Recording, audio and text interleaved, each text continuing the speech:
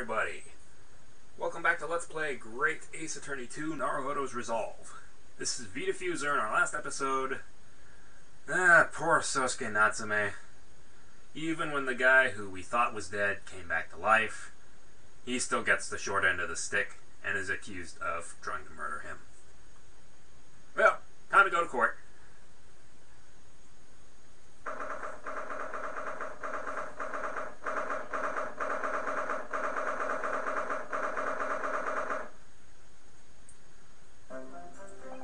The Old Bailey place always makes me feel strange. I seem to get chills down my spine and break out in a nervous sweat all the same time.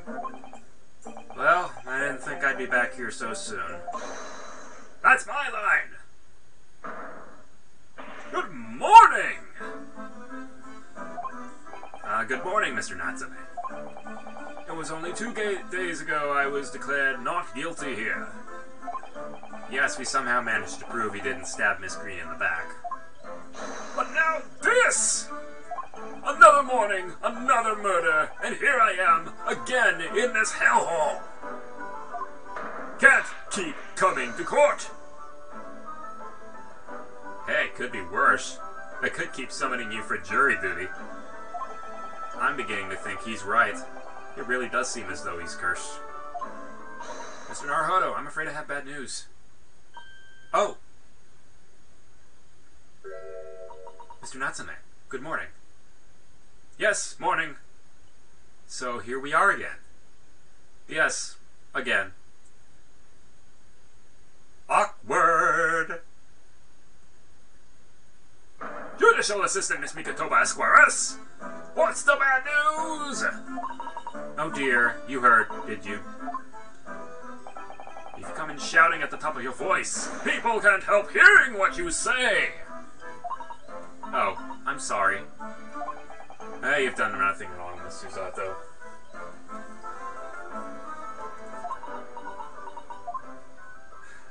Well, it seems that the prosecution in today's trial is again led by Lord Barons Van Zieks. Van Zieks? Ah! Oh no! Oh no, no, no! Mr. Fancy Pants, the so-called Reaper of the Bailey, the most legendary prosecutor in the land. In the trial 2 days ago, he pursued Sosuke-san and I relentlessly. Of course, by the skin of our teeth, we managed to pull through, but still. Perhaps Mr. Natsume's acquittal in the last trial wasn't the end of the matter, after all. I know what you're thinking, the legend of the Reaper that says, nothing can save a person in the dock when Lord Van Zieks is the prosecutor. Oh no! But even if a person is found not guilty, the accursed will miss a mysterious end, one way or another. And we've experienced it firsthand. A man we successfully defended met the most terrifying end after his acquittal, right here in the Old Bailey, and he deserved every second of it.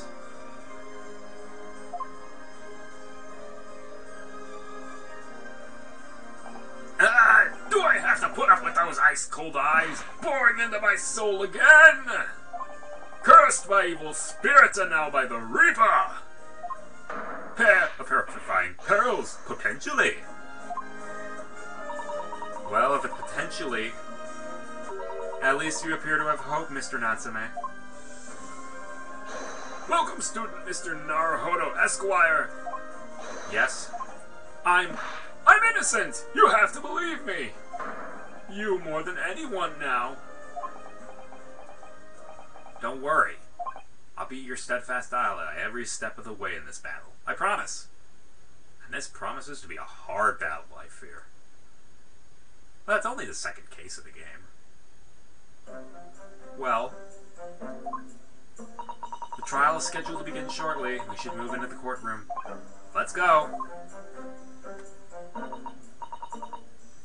Oh yes, I forgot to say. I'm afraid he won't be able to make it. Mr. Sholmes, I mean. That's probably for the best. Oh! If he were here, I might be tempted to rely on his help.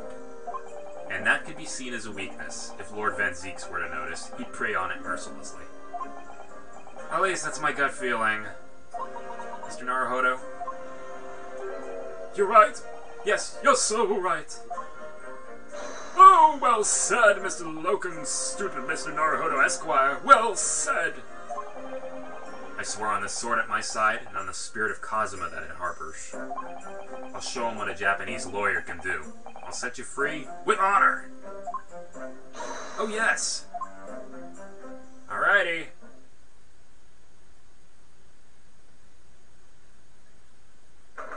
22nd of February. The Old Bailey.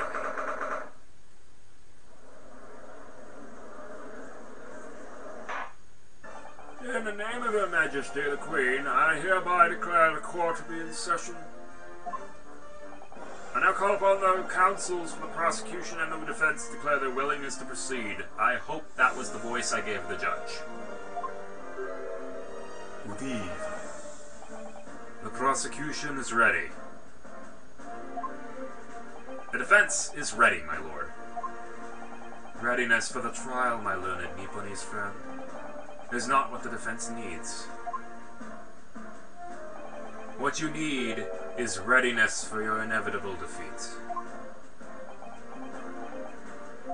It's not just in my imagination, it's really there.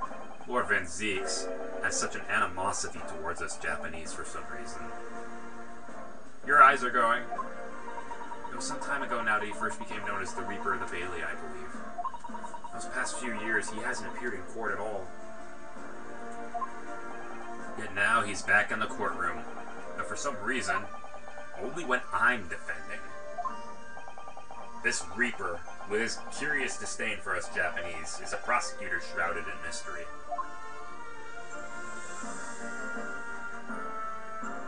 Still, this isn't the time to be pondering that. I have to concentrate on Sosuke-san's trial.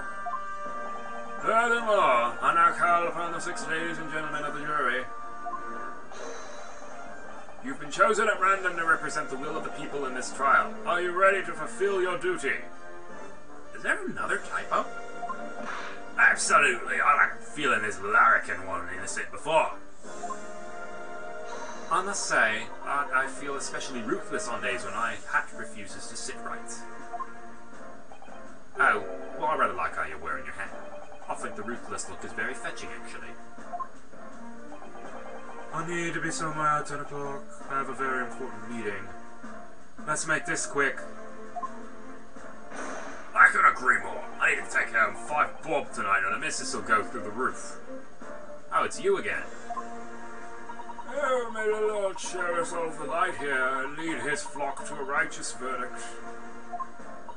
The British jury system is so very different to our own, isn't it?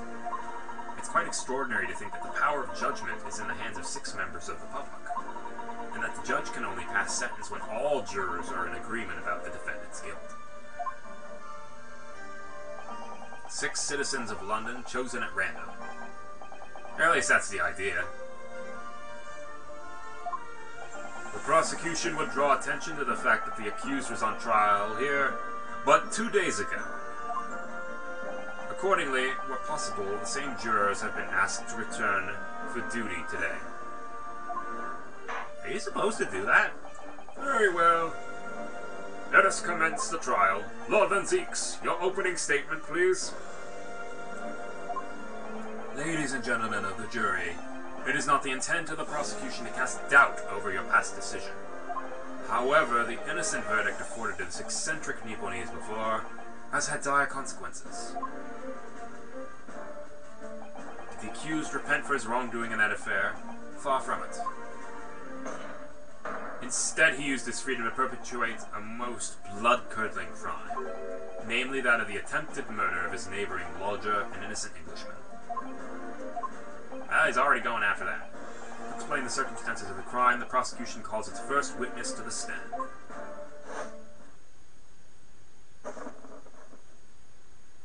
The detective responsible for the scene, and the accused himself. Rory! Uh-oh, Rory! Don't throw this thing at me!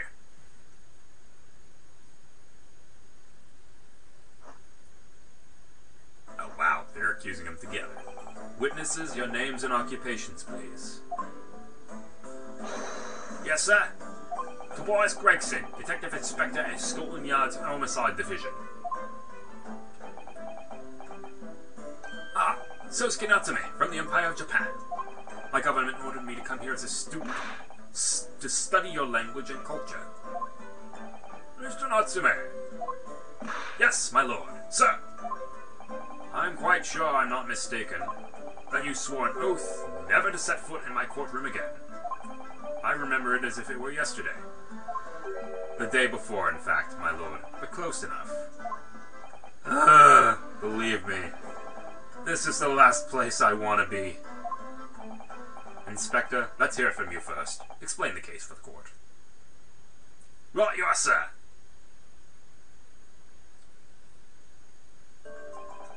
The incident occurred at the Garadeb household where the defendant has lodgings. In the ground floor room of the victim, Mr. William Shakespeare. The defendant had already admitted to visiting the victim on the night in question. Mr. Shakespeare collapsed in his room as a result of poisoning by strychnine. Oh, strychnine. Yeesh. He was found the following morning when the landlord, suspecting something was wrong, broke down the door.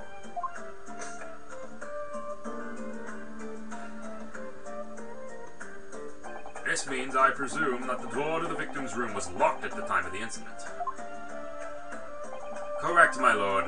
It was locked from the inside, making entry to or exit from the room impossible. Although the victim, Mr. Shakespeare, lives to tell the tale, he very nearly didn't. The man was halfway to heaven when we first found him. I was the first officer on the scene, my lord, and I have a photographic print here that I took at the time to show how it looked. That green hair, that like seafoam green hair, that'll always just look really off. Yes, a chilling scene indeed. The man looks very much deceased. That's right, everyone present believed that's exactly what it was. Very well, I shall accept this photographic print as evidence for the court.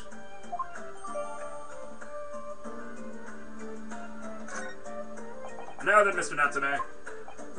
Yes, yes, yes!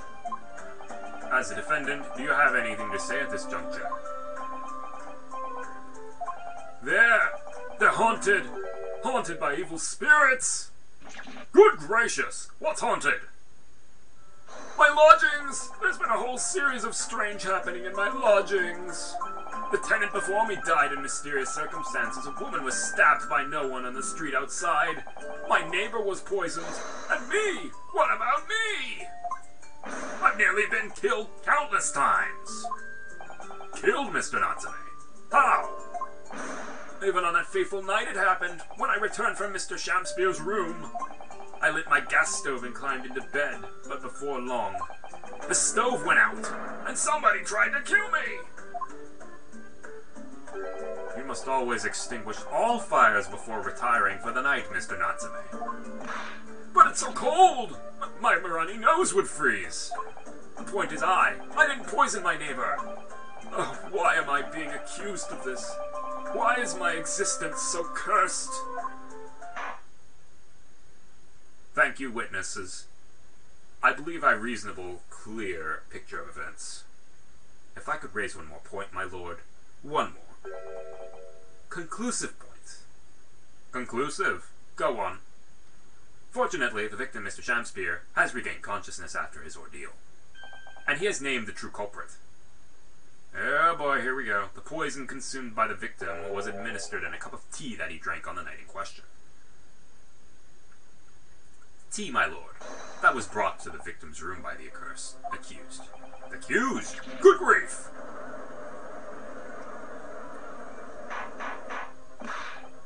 Order! Order! Yep, that's the crux of this whole case. If Sosuke-san is innocent, then why is the victim accused him? Well, Mr. Natsume, what have you to say to this accusation? That evening, yes, I did take some freshly brewed tea with me when I visited Mr. Shakespeare's room as a gift.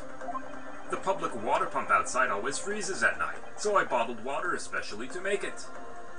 so I brought bottled water especially to make it. And this is the result! Never will I touch tea again. Never! The public pump was frozen, you say? That's not information we've heard before. That will do, thank you. Now, according to our laws, the defense must have the opportunity to cross-examine the witnesses at least once. Therefore, I call upon these witnesses now for a formal testimony. I presume the prosecution has no objection. None whatsoever, my lord. Good. Then you will give your account of events on the night in question to the court now.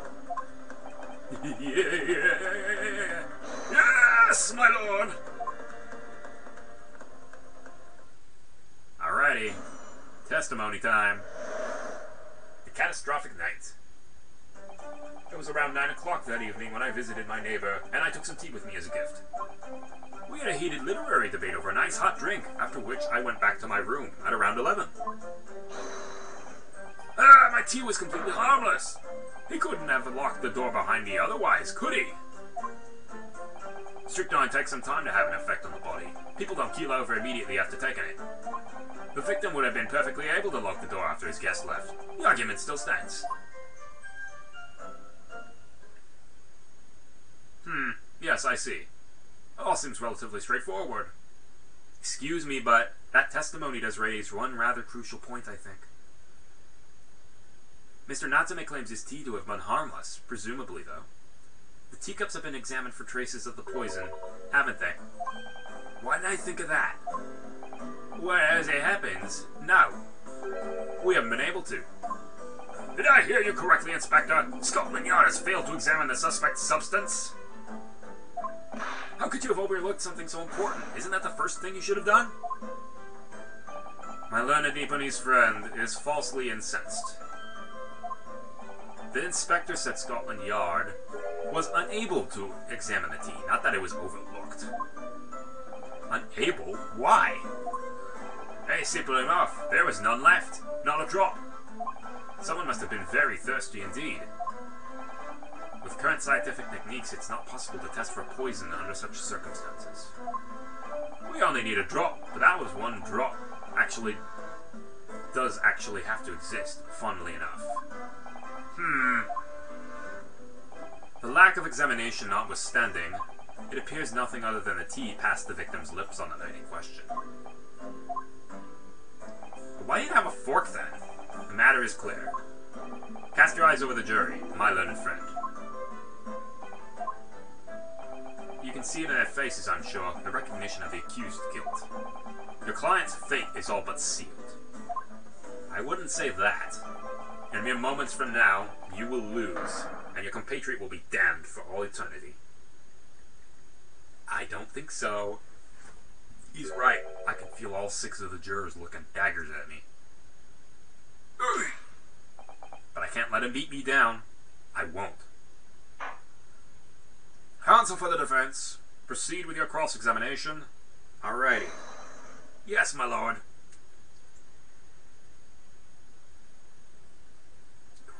Alrighty.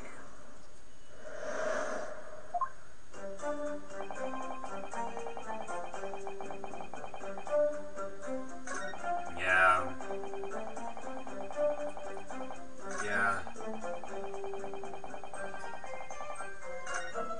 Strychnine takes some time to have an effect on the body. Hold it! How long does it take for symptoms to appear then? According to the coroner I was speaking to at the yard, about 30 minutes after the poison is consumed. Then the victim suffers violent convulsions, cramping, and stiffness, and eventually dies from asphyxiation. So there's a 30-minute interval between when the poison is ingested and the onset of symptoms. There seem to be a lot of different types of poison in the world, that's for sure. Oh dear, death by poisoning again. It's always so awful. 30 minutes is a long time. Certainly long enough for the victim to have locked the door behind the accused after he left. You can't deny that, and it further degrades Sosuke-san's alibi. I have the medical report from the doctor who examined the victim here, my lord. It spells it out, really. The accused is the only person who could have done it. Very well, the court will add this report to the court record as evidence. Alright, it obviously mentions the poison as well as other details gleaned during the investigation.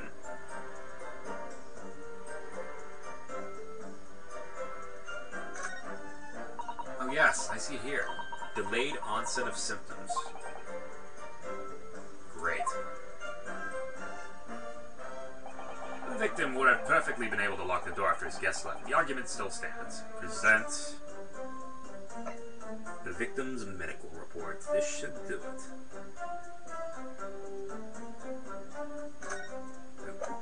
I didn't mean to do that. The argument still stands, you say? I think not, Inspector. Come again. I think you'll find that you've overlooked a very significant chronological inconsistency here. A chrono what now? What are you on about? According to this report, the victim must have consumed the poison at around 1:30 in the morning. And yet, the defendant, Mr. Natsume, left the victim's room at 11. Hey! That doesn't make a amount of sense at all. Yeah, that's right. There's more than 2 hours of missing time there. Ugh. In other words, if there was poison in the tea that Mr. Natsume brought to the victim's room, how could the victim have fallen ill to it 2.5 full hours after the defendant left? Ah! They had the same animation. The defense's argument is entirely reasonable. How do you respond, Lord Van Zieks? I need a freaking drink.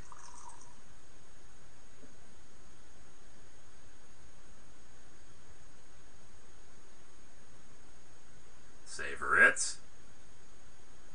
Pray forgive the discourtesy if my mind is wandered. I was considering what cuisine would best complement the contents of my hallowed chalice this luncheon. Pray, thou would probably have beef with that red wine. How could it have happened, you ask? Oh yeah, you're just gonna crush it. Your hand must be made of iron or something. I do hate to shatter illusions, but my Nipponese friend, I skipped through that. A phantom? Is it so hard to imagine that the victim drank his tea after the accused has left? For example, at the same time stated in the medical report, yes, at around 1:30. It would have been cold by then. He brought the tea with him to drink together with his neighbor. And in Japan, there's a well-known saying, drink tea while it's hot. Objection! And in my country, there is an even more apt saying, there is nothing more refreshing than cold tea. Is that really true? The point is, if there was such a long gap, there may be other ways to explain how the victim came to be poisoned. Other possibilities. What sort of possibilities, counsel? I didn't know I was supposed to come up with them right now. Well, for example, the man could have had another visitor. Another visitor. That's a very bold assertion, my learned friend. From someone who has nothing to substantiate it. Yeah, he knows we're bluffing. Or the victim could have taken the poison of his own volition. You suggest this may have been a suicide, counsel? Objection! Mr. Sham has categorically denied suicide. The idea can and must be discounted. Objection! But he could be lying. Dude, even that one. Dude, is something wrong, Lord Van Zieks? I was listening to the sound of the carriage pulling up outside the courtroom. Pray forgive the discourtesy. Carriage? What carriage?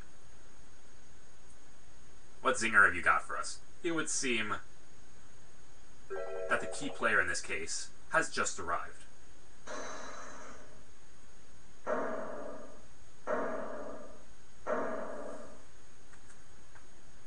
Who is it this time? Out! Out, brief candle! Life's but a walking shadow! Oh God, it's him. A poor player that struts and frets his hour upon the stage and then is heard no more.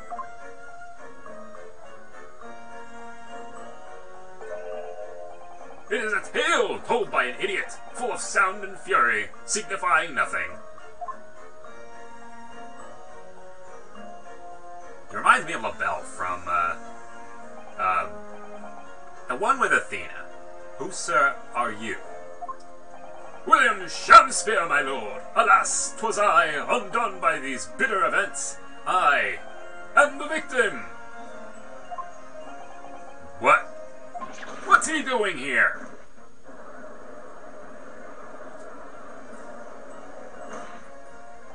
The prosecution seeks to call this gentleman to the stand. With his testimony, my learned friend's futile resistance will be utterly crushed. You're calling him as a witness. Very well, counsel. I grant your request with interest. I'm curious to discover what the court shall hear from the victim himself.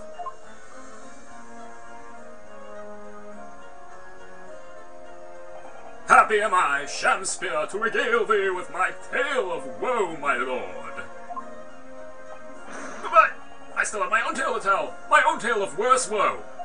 I can regale the court with a tale of my perfect innocence in perfect English. That will do, Mr. Natsume. Let the court now hear from the victim.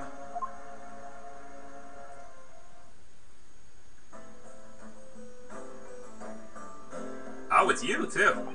Alright. So that's Mr. Shakespeare. But who's that other man beside him? Yeah, I feel sure we've caught a glimpse of that man before. State your names and occupations for the court, please, witnesses. A writer of words so sweet they do scent the breeze, an inventor of ideas so profound they compose the earth. The unrivaled poet, the unmatched scribe, William Shakespeare. Were the great bard to be recalled to life anew, lo, what a magnificent man! Good fellows, I am he who ponders such a miracle, William Shakespeare. Oh, name's Meaderman. Adrian B. Meaderman. I work for the Altamont Gas Company, East End branch office. Ah, I remember now. It was yesterday on Briar Road.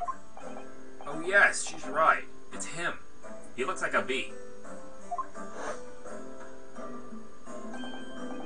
What's this?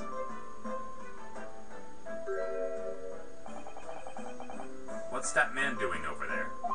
He looks like he's trying to see into Sosuke-san's lodgings. Is something wrong, Mr. Naruhodo? Yeah, blah, blah, blah. Whatever word.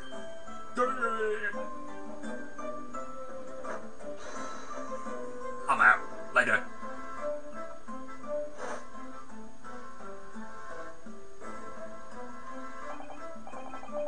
Yeah, we spotted him at Mr. Garadeb's house that morning. And he's a gas company employee. What does he have to do with this case? So, Mr. William Shakespeare, you are the victim in this miserable affair.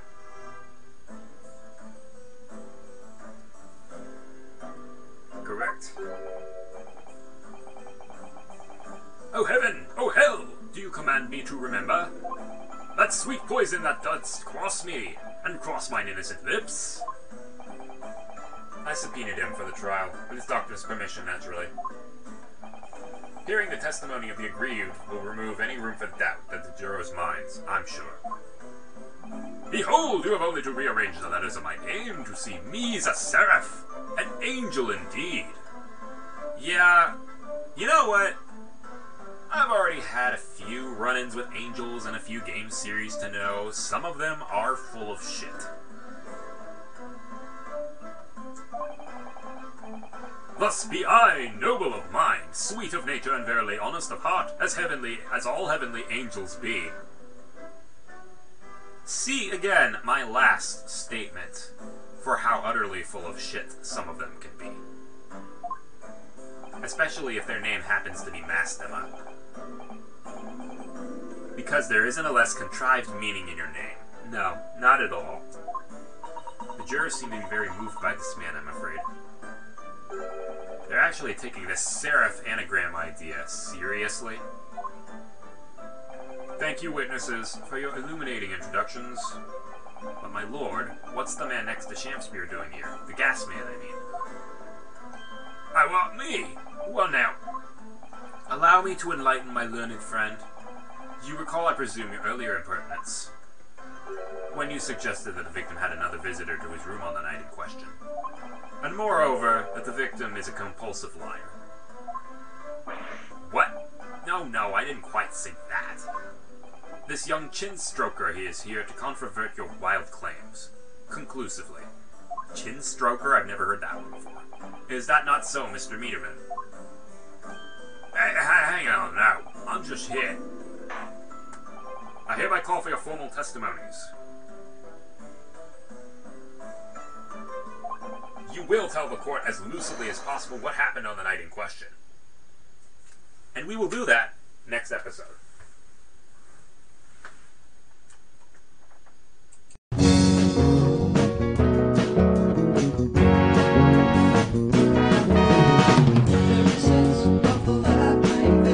Have no doubt.